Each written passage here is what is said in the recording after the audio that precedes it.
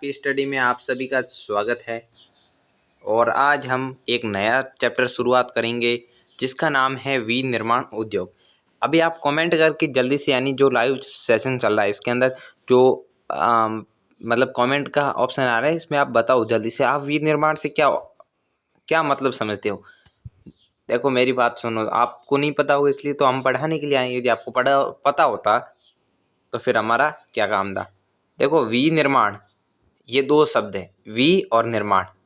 We का मतलब है दोबारा और निर्माण का मतलब है निर्मित करना या बनाना। कोई भी चीज को बनाना हो तो उसे क्या कहते हैं, निर्माण करना। ठीक है। और वी का क्या मतलब होता है, दोबारा। ठीक है। उद्योग मतलब जो भी ये कंपनी है, ये सब पूरा एक सेक्टर। और विनिर्माण यानी कोई भी चीज होती है उसको दोबारा बनाना। अब दोबारा बनाना मतलब दोबारा कहाँ बनेगा, कोई भी उद्योग में ही बनेगा। यानी कोई जैसे उसको बोलते हैं बड़ी बड़ी कंपनियों में बनेगा।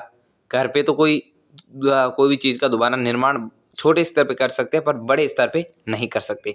इसलिए विनिर्माण होगा कहाँ, उद्योगों में। तो इसलिए इस चैप्टर का नाम है विनिर्माण उद्योग। किन किन चीज़ों का होगा, इनका क्या महत्व है, इनका हमारे जीडीपी में क्या इम्पोर्टेंस है, ये सब देखेंगे। और विनिर्माण शब्द का मतलब समझ गए हैं तो बहुत अच्छी बात है। विनिर्माण मतलब दोबारा बनाना। और मैं आपको एक इकोनॉमिक्स की बात बता दूं, उसके बना ये चैप्टर आपको थोड़ा अधूरा अधूरा लगेगा। देखो यहाँ देख लेते हैं।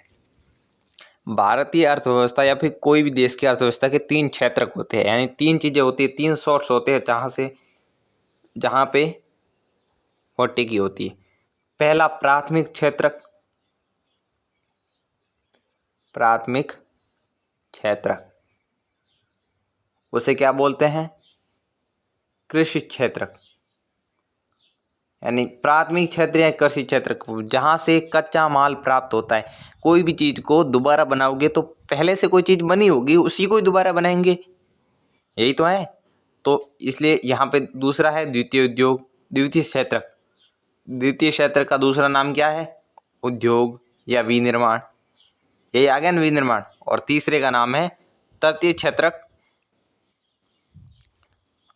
और उसका नाम है सेवा सहयोग, सेवा क्षेत्र। ठीक है। तो यहाँ से प्रश्न जरूर आते हैं। कोई भी देश की अर्थव्यवस्था के तीन क्षेत्र होते हैं, प्राथमिक, द्वितीयक और तृतीयक। प्राइमरी, सेकेंडरी और टर्सरी सेक्टर। ठीक है। क्षेत्र को इंग्लिश में सेक्टर बोलते हैं, सेक्टर। ठीक है। तो प्राथमिक सेक्टर, सेकेंडरी सेक्टर और तृतीय सेक्टर। प्राथमिक सेक्टर को बोलते हैं कृषि उद्योग, मतलब उद्योग नहीं, कृषि। कृषि मतलब कच्चा माल, जो भी कृषि से मिलता है वो कौन से क्षेत्र में आता है, वो प्राथमिक क्षेत्र में आता है। यानी कच्चा माल कृषि बोलो, प्राथमिक क्षेत्र बोलो, प्राइमरी सेक्टर बोलो, वही एक ही बात है, प्राथमिक उद्योग, प्राथमिक क्षेत्र।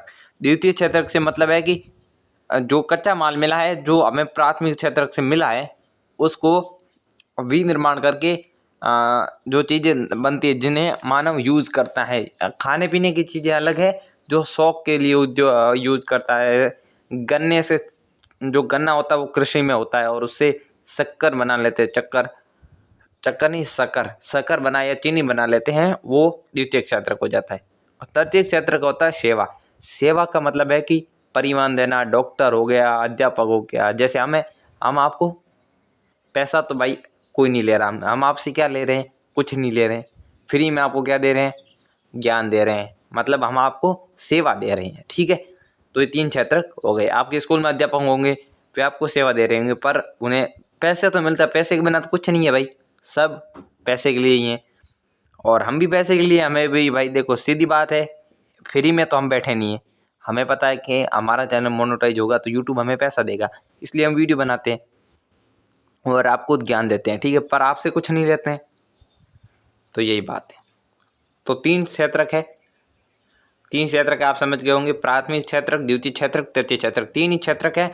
और कृषि, सेवा, उद्योग, और ये तीन इनके दूसरे नाम है। इनके दूसरे नाम याद रखना, इसी साल में ही प्रश्न आया था। अब देख लो, आज हम पढ़ेंगे क्या, विनिर्माण उद्योग का महत्व।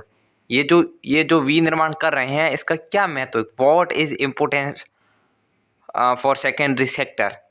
ठीक है। 10th ज्योग्राफी है और चैप्टर हमारा 6 है और ये लेक्चर नंबर 1 है। ठीक है। तो आज हम काफ़ी कुछ पढ़ लेंगे इसी चैप्टर के अंतर्गत। बहुत ज़्यादा नहीं पढ़ेंगे पर ठीक ठाक इसका बेस क्लियर कर लेंगे और अगले 2 वीडियो में चैप्टर को पूरा कंप्लीट कर देंगे। इसके 2 पार्ट होंगे आगे, कम से कम 3-4 पार्ट लग ही जाएंगे, यानी एक आज वाला 2-3 आगे लग जाएंगे और फिर इस चैप्टर को खल्लास और फिर आगे से आगे। और एक बार ज्योग्राफी ख़त्म होगी तो फिर मैं आपको पढ़ा भी सकता हूँ और नहीं भी पढ़ा सकता हूँ। ये सब ट्रेंडल शिवम सर के पास जाने वाला है और आज से ही शिवम सर का वीडियो आ गया होगा, काफ़ी बच्चों ने देख लिया होगा और नहीं देखा तो अभी जाके देख लो, डिस्क्रिप्शन में लिंक पड़ी, क्योंकि आज उनके साइंस वाला वीडियो आया है और वे थोड़े टेक्नोलॉजी में थोड़ा कम पढ़ाते हैं। वो सब क्या कहते हैं उसमें ऑफलाइन ज़्यादा पढ़ाते हैं, तो इसलिए इसमें थोड़े ज़्यादा कंफर्टेबल नहीं होंगे, वो सब आप एडजस्ट कर लेना। अब थोड़ा मोटिवेशन कोड के साथ शुरू करते हैं। सुबह पढ़ो या रात को पढ़ो, सुबह पढ़ो या रात को, सुबह पढ़ो या रात को, हमेशा दिल में रखो इस बात को, सुबह पढ़ो या रात को, हमेशा दिल में रखो इस बात को, सफल बनना है एक दिन अपने आप को। ठीक है, कितनी अच्छी वाली है, बनाने वाले ने बहुत अच्छी लिरिक्स बनाई है। सुबह पढ़ो या रात को, हमेशा दिल में सुबह पढ़ो या रात को, हमेशा दिल में रखो इस बात को, सफल बनना है एक दिन आपको। ठीक है, चैप्टर का नाम है वीर निर्माण उद्योग। कितनी बार डिस्कशन कर दिया मैं खुद ही भूल जा रहा हूँ। तो अब ये तो भाई वो आप सोचो सर 2-2 स्लाइड लगे जाते हो इसी चीज़ की, तो भाई देखो वो तो थी थंबनेल की, तो थंबनेल में तो लगा होता है वो सब, और यहाँ पे ये चैप्टर की शुरुआत की। ठीक है, तो आपको मिलेगा वो ये मिलेगा। विनिर्माण उद्योग कच्चे पदार्थ को मूल्यवान उत्पाद में परिवर्तित कर अधिक मात्रा में वस्तुओं के उत्पादन को विनिर्माण या वस्त्र निर्माण कहा जाता है। ये वस्त्र निर्माण पता नहीं कहाँ से गया। जो भी कच्चे पदार्थ होते हैं, मैंने बोला कृषि हो गई, जो भी ये कच्चे पदार्थ हो गए ज़्यादा मूल्यवान नहीं है, इनके यूज से इनके उत्पादन को परिवर्तित करके अधिक मात्रा में वस्तुओं का उत्पादन होता है, उसे विनिर्माण उद्योग कहते हैं। क्या आप जानते हैं कि कागज़ किससे बनता है? लकड़ी से बनता है। क्या आप जानते हैं? चीनी गन्ने से बनती है। मेरे को पता है भाई, आपको नहीं पता? नहीं पता वो तो कमेंट करके जरूर बताएं, पता है या नहीं पता है। लोहा इस्पात से, एल्यूमिनियम बॉक्साइट से निर्मित है।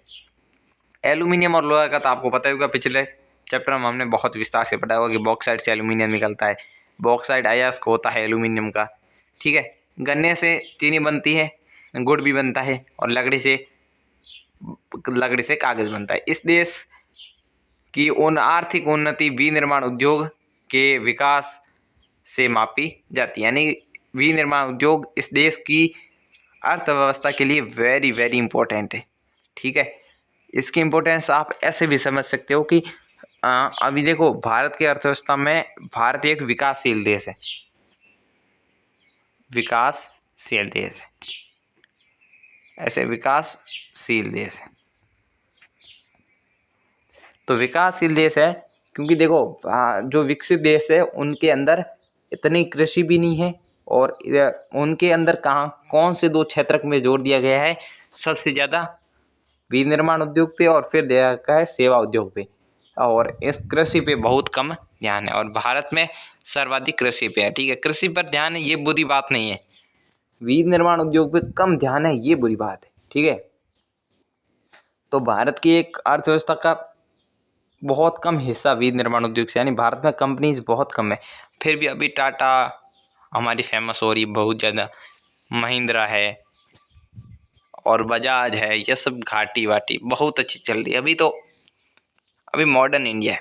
विनिर्माण का महत्व है, यही टॉपिक है ना अपना, तो विनिर्माण का महत्व भी देख लेते हैं। विनिर्माण उद्योग सामान्यतः किसी विकास की तथा विशेषतः आर्थिक विकास की रीढ़ समझे जाते हैं। समझ गए बात? जो भी विकास है उसकी रीढ़ समझी जाती है, किसे? विनिर्माण उद्योग को। क्यों चाहती है विनिर्माण, इसको क्यों मानते हैं? क्योंकि विनिर्माण उद्योग न केवल कृषि के आधुनिकीकरण में सहायक होता है। आप सोचो कि सर ये विनिर्माण उद्योग कृषि को खत्म कर देगा, अरे नहीं करेगा बच्चों। आप सोचो, विनिर्माण उद्योग होगा तो वो नई नई चीज़ों का इन्वेंशन करेगा, नई नई चीज़ों का इन्वेंशन तो भाई वो कर लेंगे, फिर भी उसकी क्वांटिटी को ये बढ़ाएंगे, और ये इनके लिए कच्चा माल चाहिए होगा, तो ये मतलब भाई इनको कच्चे माल के बिना, जैसे मतलब चीनी बनाने के लिए गन्ना चाहिए। गन्ने के लिए ये किसानों को ज़्यादा, भाई बहुत कम गन्ना हुआ तो किसानों को ज़्यादा पैसे देंगे, भाई हमें गन्ना लाओ भाई गन्ने के लिए ज़्यादा पैसे देंगे, उन्हें तो चीज़ चाहिए, तो इससे किसानों का ही फायदा है। ठीक है, विनिर्माण उद्योग में कुछ लोगों की मेंटलिटी होती है विनिर्माण उद्योग से कृषि को नुकसान है, पर इससे कोई नुकसान नहीं है। विनिर्माण उद्योग न केवल कृषि के आधुनिकीकरण में सहायक है, यानी कृषि के जो आधुनिकीकरण हो रहा है उसमें सहायक है, ना कि सहायक है, मतलब सहायक है। और भी क्या है कि द्वितीयक व तृतीयक सेवाओं, तृतीयक और द्वितीयक सेवाओं से आप समझते हो, द्वितीयक मतलब विनिर्माण और तृतीयक मतलब सेवाओं में रोजगार उपलब्ध कराकर कृषि पर हमारी निर्भरता को कम करते हैं। ठीक है, दूसरा है देश में औद्योगिक विकास, बेरोजगारी तथा गरीबी उन्मूलन में भी आवश्यक शर्त है। आप बोलोगे सर इसका क्या योगदान है? अरे बेटा, जब जब जब ये विनिर्माण होगा तो इसमें मशीनें काम करेगी, पर इनके अंदर वर्कर तो चाहिए होंगे ना, तो वर्कर कौन देंगे? आदमी तो भारत के होंगे, और जो वर्कर्स होंगे भारत के, तो इससे क्या होगा? गरीबी खत्म होगी, रोजगार मिलेगा। तो यही विनिर्माण उद्योग का सबसे बड़ा फायदा है। भारत में सार्वजनिक तथा संयुक्त क्षेत्र में लगे उद्योग इसी विचार पर आधारित थे कि जनजातीय तथा अन्य पिछड़े उद्योग की स्थापना का उद्देश्य भी क्षेत्रीय असमानताओं का कम करना था। ठीक है, नेक्स्ट है निर्मित वस्तुओं का निर्यात वाणिज्य व्यापार को बढ़ाता है, जिससे अपेक्षित विदेशी मुद्रा की प्राप्ति होती। ठीक है, ये एक बहुत अच्छा जरिया है विदेशी मुद्रा को भारत में लाने का, यानी कि भारत की कोई चीज़ होगी तो विदेशों में भेजेंगे तो उससे वहाँ से पैसे भी प्राप्त होंगे, विदेशी मुद्रा।